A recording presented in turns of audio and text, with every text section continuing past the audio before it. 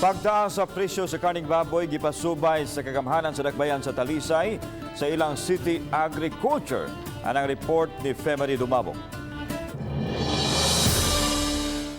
Ang dakbayan sa Talisay may usa sa dakong konsumidor sa karning baboy alang sa ilang produkto nga lechon.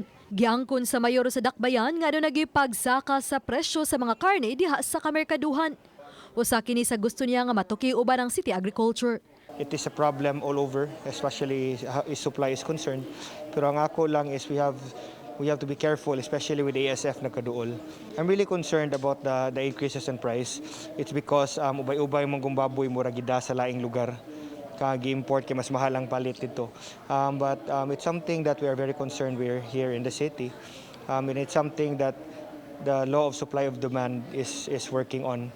Kalabot sa kaso sa African swine fever sa Eastern Visayas, gawa sa padayang pagsunod sa dakbayan sa executive order sa provincial government. Boto sabi pasubay sa mayor sa city agriculture kung unsa pay ilang mahimo aron kapugngan nga dili gyud makasud sa syudad ang ESF. Gihatagan og kabugaton ang executive order ni Governor Gwen as far as the entry is concerned, and we have met with agriculture as far as following that executive order ni Governor Gwen. But maybe we could look at specific guidelines on what we have to set here in the city. Hinuon kampante ang kagamhanan kay way pantalan ang syudad nga mahimong kadungguan sa mga produktong karning baboy gikan sa laing lugar.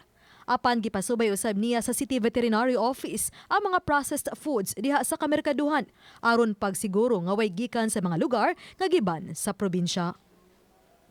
Uban ni Cleofer Lumayag, ako si Femery Dumabok. Balitang Bisdak.